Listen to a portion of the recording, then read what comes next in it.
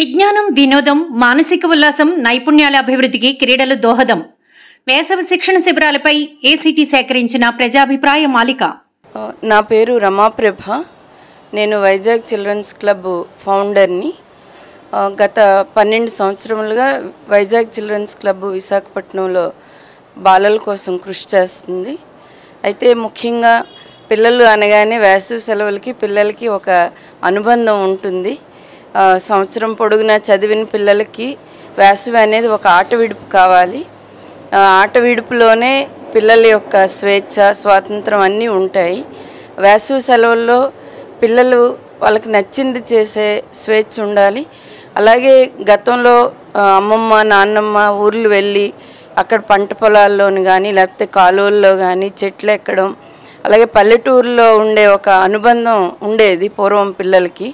ఇప్పుడైతే అది దాదాపుగా లేకుండా పోయింది. అందుకని చెప్పి ఇప్పుడు తల్లిదండ్రులు కూడా ఒక రకంగా ఆందోళన చెందుతున్నారు. స్కూల్ ఉన్నప్పుడైతే స్కూల్కి వెళ్ళిపోతారు. ఇప్పుడు వేసవి సెలవులు వచ్చినప్పుడు వీళ్ళు మొబైల్ నుంచి వీళ్ళని దూరంగా ఎలా ఉంచాలి, లేకపోతే టీవీ నుంచి ఎలా దూరంగా ఉంచాలి, లేకపోతే వీళ్ళు ఏమవుతారు అనేది అనేక మంది తల్లిదండ్రుల్లో ఒక రకమైన భయం ఉంది. అందుకని చెప్పి రాష్ట్ర వ్యాప్తంగా కూడా మేము చిల్డ్రన్స్ క్లబ్స్ ఆధ్వర్యంలో సమ్మర్ క్యాంపుల్ని నిర్వహిస్తున్నాము. అందులో ప్రధానంగా ఏంటంటే ఈ ఒక 15 రోజుల పాటు ఈ సమ్మర్ క్యాంపులు నిర్వహించడం జరుగుతుంది. ఇది ముఖ్యంగా నివాస ప్రాంతాల్లో ఉండే పిల్లలు, అంటే ఒకే ప్రాంతంలో ఉండే పిల్లలందరూ కలిసి ఒక చోట ఈ సమ్మర్ క్యాంప్ని వాళ్ళు నిర్వహించుకుంటారు. ఇది ప్రధానంగా పిల్లల మధ్య ఒక స్నేహాన్ని ఏర్పాటు చేయడానికి, అలాగే పిల్లలు పక్కపక్కన ఉన్నా కూడా, ఉదాహరణకు అపార్ట్మెంట్లో కానీ ఒక రెసిడెన్షియల్ ఏరియాస్లో పక్కపక్కన ఉన్నా కూడా పేర్లు వాళ్ళకి తెలియదు, వాళ్ళ కుటుంబ సభ్యులు తెలియదు, ఒకరి గురించి ఒకరికి కూడా తెలియదు.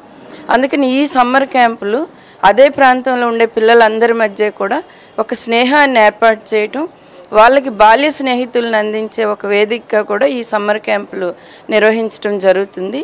ప్రధానంగా ఈ సంవత్సరం ఈ వేసవిలో సమ్మర్ క్యాంపుల్లో మేము తీసుకున్న అంశాలు ఏంటంటే, ముఖ్యంగా పిల్లల మధ్య ఒక ఫ్రెండ్షిప్ నెట్వర్క్ క్రియేట్ చేయటం, దాంతోపాటుగా పిల్లలకి పూర్వం కథలు చెప్పేవాళ్ళు ఉండేవాళ్ళు, వీళ్ళు చెబితే వినేవాళ్ళు ఉండేవాళ్ళు.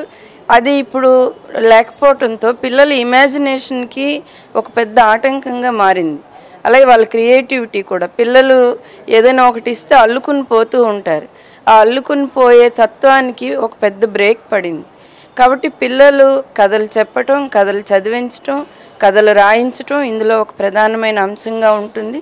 దాంతోపాటుగా చిన్న చిన్న పుస్తకాలు, ఇప్పుడు ప్రపంచం అంతా కూడా ఆందోళన చెందుతుంది ఏంటంటే రీడింగ్ హ్యాబిట్ తగ్గిపోయింది. స్క్రీన్కి ఎక్కువ సమయాన్ని కేటాయించాల్సి వస్తుంది. ఈవెన్ చదువు కూడా కొన్ని ట్యాబ్స్లో అవ్వచ్చు, లేకపోతే ఆన్లైన్ చదువు అవ్వచ్చు, ఇలా అనేక రకాలుగా చూసుకుంటే పిల్లలు పుస్తకాలు చదవటం అనే అలవాటు దాదాపుగా కనుమరుగైపోతుంది. కాబట్టి పుస్తకం నుంచి ఒక పుస్తకంని పూర్తిగా చదవడం ద్వారా పొందే జ్ఞానం కానీ, పొందే అనుభూతి కానీ ఏ ఆన్లైన్ ద్వారా కూడా వాళ్ళు పొందలేరు. అందుకని ఈ క్యాంపుల్లో పిల్లలకి చిన్న చిన్న పుస్తకాలు, కథల పుస్తకాలు, చిన్న చిన్న సైన్స్కి సంబంధించిన, విశ్వానికి సంబంధించిన, భూమికి సంబంధించిన ఇటువంటి పుస్తకాలు ఇచ్చి వాళ్ళు చదవటం, అలాగే మిగిలిన వాళ్ళు ఏం చదివారో వాళ్ళకి ఏం అర్థమైందో కూడా మిగిలిన తన స్నేహితులతో పంచుకోవటం, ఇటువంటివి రెండో కార్యక్రమంగా మేము చేస్తున్నాం. మూడోది ఏంటంటే, ఇప్పుడు ప్రధానంగా ఎక్కువ మంది ఆందోళన చెందుతుంది ఏంటంటే పిల్లలు ఒంటరితనానికి అలవాటు పడుతున్నారు. ఈవెన్ ఒకే ఇంట్లో కూడా తల్లిదండ్రులు ఒక చోట ఉంటే పిల్లలు రూముల్లో కూర్చొని మొబైల్తో ఉంటున్నారు. తల్లిదండ్రులు కూడా వాళ్ళు ఏం చేస్తున్నారు లోపల, లేకపోతే ఏం చూస్తున్నారు అనేది ధైర్యంగా వెళ్ళి అడిగే పరిస్థితి కూడా లేదు. కాబట్టి ఒంటరితనం ఈ అలవాటైన వాళ్ళు రేపు సమాజంలో ఎదురైన ఏ సమస్యనైనా ఎదుర్కోవటానికి కూడా వాళ్ళకి శక్తి ఉండట్లేదు. మానసికంగా కూడా వాళ్ళు బలహీనంగా ఉంటున్నారు. అందుకని పిల్లల్లో గతంలో అయితే కనుక ఆటలు చాలా ఎక్కువ ఉండేవి. ఆటలు అనేవి పిల్లల్ని రాటుదేలుస్తాయి. వాళ్ళ యొక్క 10 మందిలో కలవటం అనేది నేర్చుకుంటారు. 10 మందితో కలిసినప్పుడు తను ఎక్కడ నెగ్గాలి, ఎక్కడ తగ్గాలి అనేది కూడా సహజ సిద్ధంగా నేర్చుకుంటారు. దాంతోపాటు శారీరక దారుఢ్యం పెరుగుతుంది. దానికి అవసరమైనట్టుగా ఆహార వినియోగం కూడా, ఆహారం తీసుకునే పద్ధతి కూడా పెరుగుతుంది. ఇప్పుడు చాలామంది బలహీనంగా ఉన్నారు, 1 కిలోమీటర్ కూడా పరిగెత్తలేరు. 1/2 కిలోమీటర్ కూడా గట్టిగా పరిగెత్తే పరిస్థితి లేదు.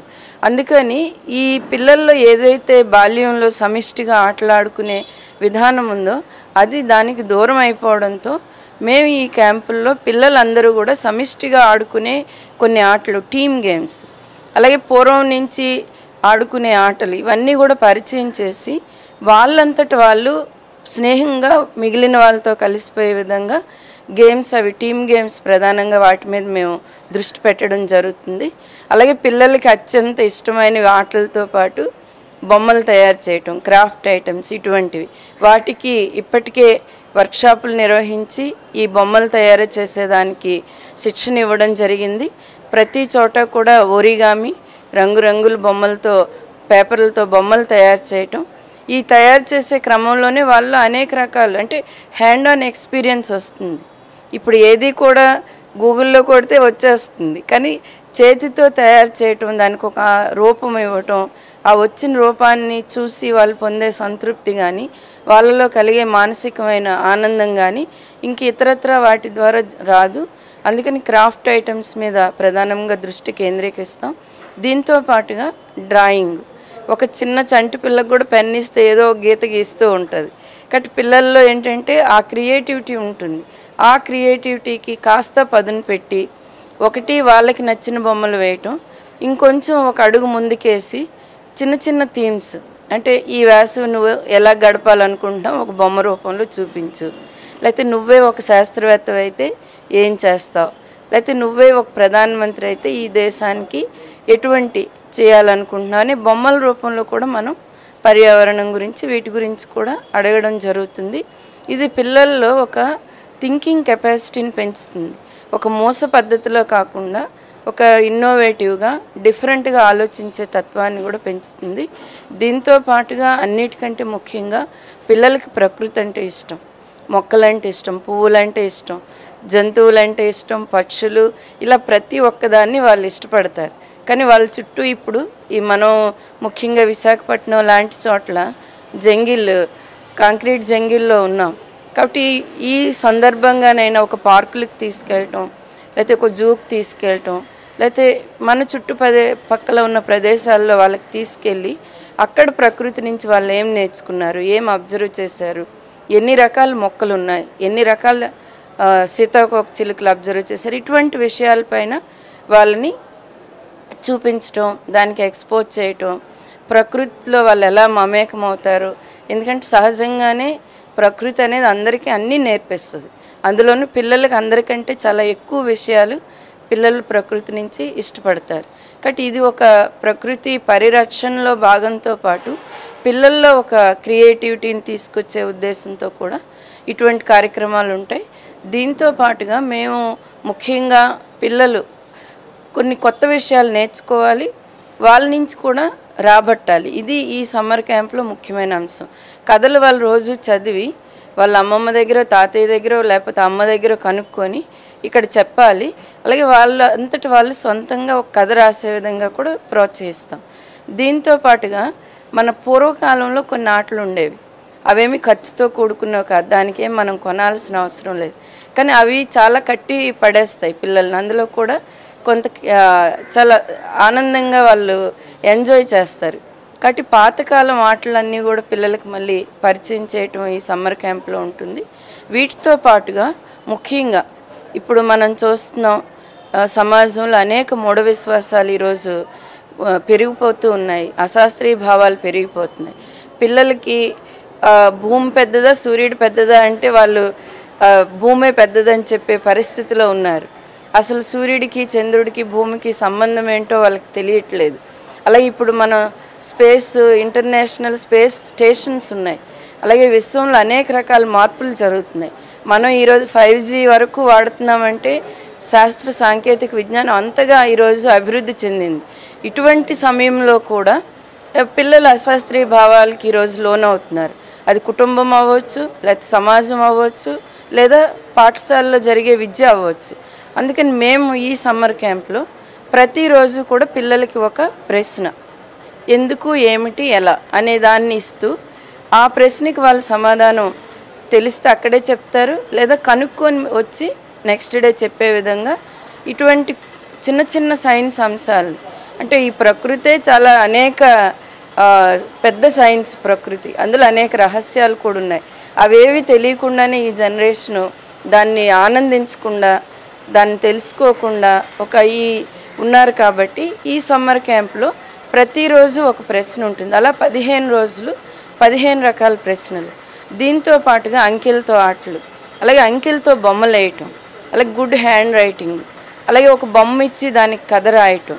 దీంతో పాటుగా వాళ్ళకి ఇష్టమైన అంశాలు చాలా ఉంటాయి. ఉదాహరణకి పిల్లలకి ఆటలు, డ్రాయింగ్, వీటితో పాటు డ్యాన్స్ అంటే చాలా ఇష్టం. ప్రతి ఒక్కరూ డ్యాన్స్ వేస్తారు, వాళ్ళకి అవకాశం దొరకాలి. కాబట్టి ఈ సమ్మర్ క్యాంపులనే ఒక రకంగా చెప్పాలంటే బాల్యంలో పిల్లలు ఏదైతే కోరుకుంటారో వాళ్ళు కోరుకున్న అన్ని అంశాలకి ఇది ఒక వేదికగా ఉంటుంది. ఈ వేదిక ద్వారానే వాళ్ళకి నచ్చిన అంశాలు ప్రదర్శిస్తారు, నచ్చిన అంశాలు చేస్తారు, అలాగే వాళ్ళకి తెలియని కొత్త అంశాలు నేర్చుకుంటారు. ఈ రకంగా ఈ సమ్మర్ క్యాంపులన్నీ కూడా అన్ని చోట్ల, ఉదాహరణకి విశాఖపట్నంలో 100 చోట్ల ఇటువంటి సమ్మర్ క్యాంపులు నిర్వహించడం జరుగుతుంది. అలాగే రాష్ట్ర వ్యాప్తంగా కూడా అన్ని జిల్లాల్లో కూడా చిల్డ్రన్స్ క్లబ్స్ ఆధ్వర్యంలో ఇటువంటి సమ్మర్ క్యాంపులు అనేవి నిర్వహించడం అనేది జరుగుతుంది. అందుకని ఆఖరిగా నేను చెప్పే మాట ఏంటంటే తల్లిదండ్రులందరూ కూడా ఈ సమ్మర్ని పిల్లల కోసం వాళ్ళు స్వేచ్ఛగా ఆటలాడుకునేదానికి, స్వేచ్ఛగా ఆలోచించేదానికి, స్వేచ్ఛగా వాళ్ళకి నచ్చినవి చేసేదానికోసం వాళ్ళకి స్వేచ్ఛనివ్వండి. మీ దగ్గరగా జరుగుతున్న సమ్మర్ క్యాంపులకు పంపించండి. మీరు కూడా వాళ్ళకి క్యాంపులు నిర్వహిస్తున్న ఎవరైతే చిల్డ్రన్స్ క్లబ్స్ ఆర్గనైజర్లు, వాలంటీర్స్ ఉంటారో వాళ్ళకి మీరు సహకరించండి. పిల్లలకి స్నాక్స్ ప్రొవైడ్ చేయండి. మీ ప్రాంతంలో రీసోర్స్ పర్సన్స్ ఉంటే వాళ్ళని దానికి అటాచ్ చేయండి. ఆ రకంగా మన పిల్లల కోసం మన ప్రాంతంలో ఇటువంటి సమ్మర్ క్యాంపులు ఒక రకంగా పక్కా లోకల్గా మనం ఈ సమ్మర్ క్యాంపుల్ని నిర్వహించుకుందాం. ఇవి విజ్ఞానంతో పాటు పిల్లలకి వినోదాన్ని, వికాసాన్ని కూడా అందిస్తాయి. ఆ రకంగా మన పిల్లల కోసం మనమందరం కలిసి ఈ సంవత్సరం జరిగే సమ్మర్ క్యాంపుల్ని విజయవంతం చేయాలని అందరినీ కూడా నేను విజ్ఞప్తి చేస్తున్నాను. ధన్యవాదాలు. విజ్ఞానం, వినోదం, మానసిక ఉల్లాసం, నైపుణ్యాల అభివృద్ధికి క్రీడలు దోహదం. వేసవి శిక్షణ శిబిరాలపై ఏసీటీ సేకరించిన ప్రజాభిప్రాయ మాలిక.